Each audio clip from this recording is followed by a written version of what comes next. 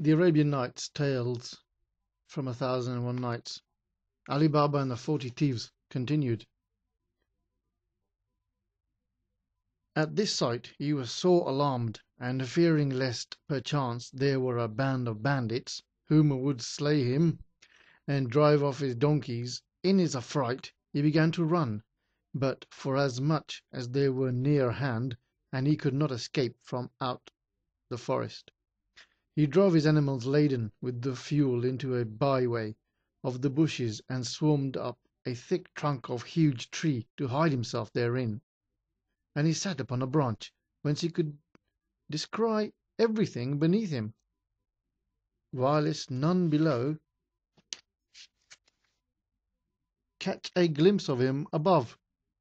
And that tree grew close beside a rock, which towered high above head. The horsemen, young, active, and doughty riders, came close up to the rock face, and all dismounted. Whereat Ali Baba took good note of them, and soon he was fully persuaded by their mien and demeanour that they were a troop of highwaymen, who, having fallen upon a caravan, had despoiled it, and carried off the spoil and brought their booty to this place with intent of concealing it safely in some cache. Moreover, he observed that they were 40 in number. Ali Baba saw the robbers as soon as they came under the tree. Each unbridled his horse and hobbled it. Then all took off their saddlebags, which proved to be full of gold and silver. The man whom seemed to be the captain presently pushed forwards, load on shoulder, through thorns and thickets, until he came up to a certain spot, where he uttered these strange words, "Open, Sesame!" And forthwith appeared a wide doorway in the face of the rock. The robbers went in, and last of all their chief, and then the portal shut of itself. Long while they stayed within the cave, whilst Ali Baba was constrained to abide perched upon the tree, reflecting that if he came down peradventure the band might issue forth that very moment and seize him and slay him. At last he had determined to mount one of the horses and driving on his asses to return townwards, when suddenly the portal flew open. The robber chief was first to issue forth. Then standing at the entrance he saw and counted his men as they came out, and lastly he spake the magical words, "Shut, O Sesame!" Whereat the door closed of itself. When all had passed muster and review, each slung on his saddlebags and bridled his own horse, and as soon as they were ready they rode off, led by the leader, in the direction whence they came. Ali Baba remained still perched on the tree and watched their departure, neither would he descend until what time they were clean gone out of sight, lest perchance one of them return and look around and descry him. Then he thought within himself, "I too will try the virtue of those magical words, and see if at my bidding the door will open and close." So he called out aloud, "Open, Sesame!" And no sooner had he spoken than straightway the portal flew open, and he entered within. He saw a large cavern, and a vaulted in height equalling the stature of a full-grown man. It was hewn in the live stone, and lighted up with light that came through air-holes and bull's eyes in the upper surface of the rock which formed the roof. He had expected to find naught save outer gloom in this robber's den, and he was surprised to see the whole room filled with bales of all manner of stuffs, and heaped up from the sole to the ceiling with camel-loads of silks and brocades and embroidered cloths in mounds on mounds of vari-coloured carpetings. Besides which he espied coins golden and silvern, without measure or count, some piled upon the ground, and others bound in leathern bags and sacks. Seeing these goods and monies in such abundance, Ali Baba determined in his mind that not during a few years only, but for many generations, thieves must have stored their gains and spoils in this place. When he stood within the cave, its door had closed upon him, Yet he was not dismayed, since he had kept in memory the magical words, and he took no heed of precious stuffs around him, but applied himself only and wholly to the sacks of ashrafis. Of these he carried out as many as he judged sufficient burthen for the beasts. Then he loaded them upon his animals, and covered his plunder with sticks and fuel, so none might discern the bags, but might think that he was carrying home his usual ware. Lastly he called out, "Shut, O Sesame!"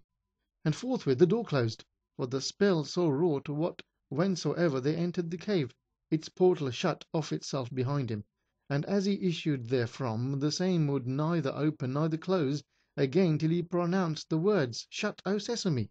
Presently, having laden his asses, Ali Baba urged them before him with all speed to the city, and reaching home he drove them into the yard, and shutting close the outer door, took down first the sticks and fuel, and after the bags of gold which he carried in to his wife.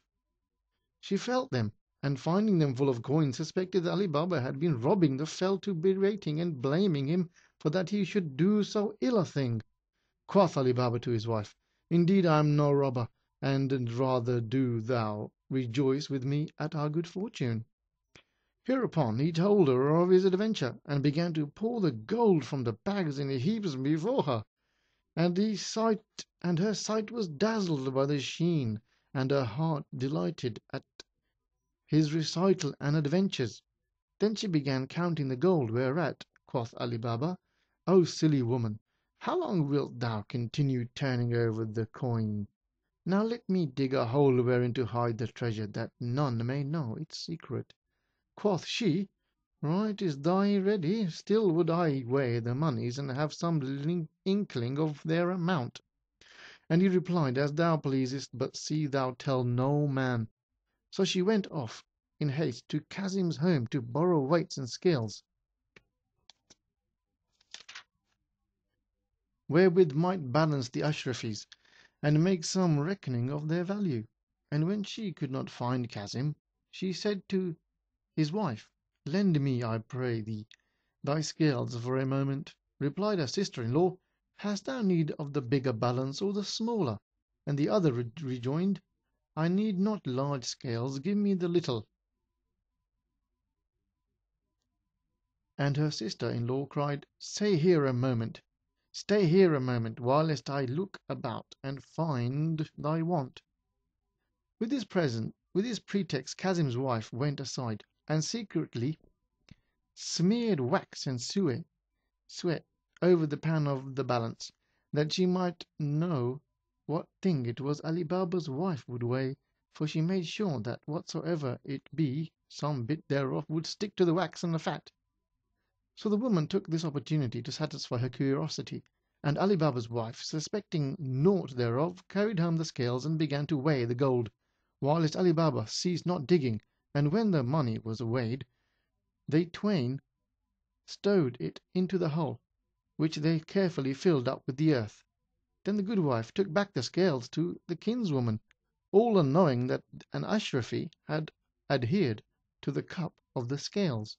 But when Kazim's wife espied the gold coin, she fumed with envy and wrath, saying to herself, "So ho, they borrowed my balance to weigh out Ashrafis." And she marvelled greatly whence so poor a man as Ali Baba had gotten such store of wealth that he should be obliged to weigh it with a pair of scales.